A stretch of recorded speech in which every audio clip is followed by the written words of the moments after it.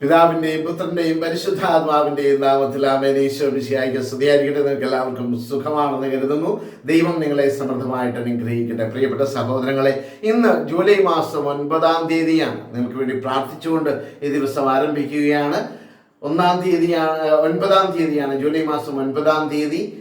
ഇന്ന് പഠിക്കുന്ന വചനം പത്രോസ്ലീഹായുടെ 1-ാം ലേഖനം 4-ാം അധ്യായം 1-ാം വചനമാണ്. വിശുദ്ധ പത്രോസ്ലീഹായുടെ 1-ാം ലേഖനം 4-ാം അധ്യായം 1-ാമത്തെ വചനം.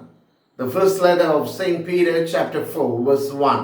അതിങ്ങനെയാണ് പറയുന്നത്: ശരീരത്തിൽ പീഡനമേറ്റ ക്രിസ്തുവിൻ്റെ മനോഭാവം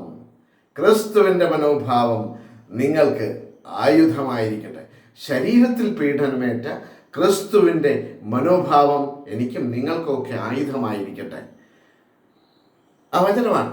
ശരീരത്തിൽ പീഡനമേറ്റ ക്രിസ്തുവിൻ്റെ മനോഭാവം നിങ്ങൾക്ക് ആയുധമായിരിക്കട്ടെ. എന്തെന്നാൽ ശരീരത്തിൽ സഹിച്ചിട്ടുള്ളവൻ പാപത്തോട് വിടവാങ്ങിയിരിക്കുന്നു.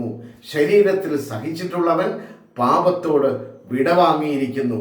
Since Christ therefore suffered in the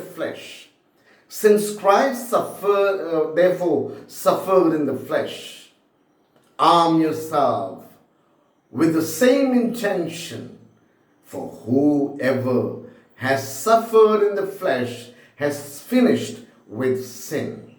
അതായത് ആരാണെങ്കിലും മനുഷ്യൻ ശരീരത്തിൽ സഹിച്ചിട്ടുണ്ടെങ്കിൽ അത് പാപത്തോട് നോ പറയുന്നൊരു പ്രിയപ്പെട്ടവരെ, നമുക്കൊരു ലക്ഷ്യമുണ്ട്: സ്വർഗത്തെ നോക്കി യാത്ര ചെയ്യണം.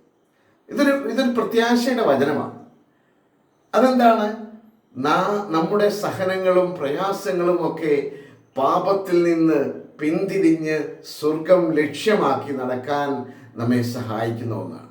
നമ്മുടെ സഹനങ്ങൾ, അതുകൊണ്ടാണ് വചനം പറയുന്നത്, സങ്കീർത്തനം 119-ന്റെ 71-ാമത്തെ വചനത്തിൽ പറയുന്നുണ്ട്: ദുരിതങ്ങൾ എനിക്ക് ഉപകാരമായി, തന്മൂലം അങ്ങയുടെ ചട്ടങ്ങൾ ഞാൻ അഭ്യസിച്ചു. അതിങ്ങനെ പറയുന്നു. പ്രിയപ്പെട്ടവരെ, അതുകൊണ്ട് ദുരിതങ്ങളും പ്രയാസങ്ങളും വരുമ്പോൾ സങ്കടപ്പെടണ്ട, വിഷമിക്കണ്ട.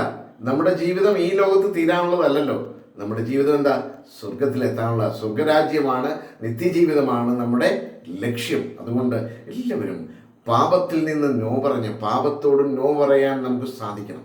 നമ്മുടെ സഹനങ്ങൾ, നമ്മുടെ ദുഃഖങ്ങൾ, നമ്മുടെ ശാരീരികമായ വിഷമങ്ങളൊക്കെ നമുക്ക് ഒരു ആയുധമായി മാറട്ടെ.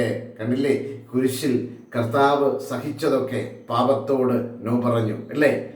അവൻ മനുഷ്യനായിരുന്നെങ്കിലും അവൻ മനുഷ്യൻ്റെ പ്രകൃതി, അതായത് പാപത്തിൻ്റെ മനോഭാവം അവനില്ലായിരുന്നു. അവൻ കാണിച്ചു തന്ന ആ പാതയിൽ നമുക്ക് ചരിക്കാൻ നമുക്ക് സാധിക്കട്ടെ. സഹനങ്ങൾ എനിക്ക് ഉപകാരമാകട്ടെ, ആയുധമായിരിക്കട്ടെ. നമുക്ക് അങ്ങനെ പ്രാർത്ഥിച്ചുകൊണ്ട് ഈ ദിവസം ആരംഭിക്കാം. ആമേൻ.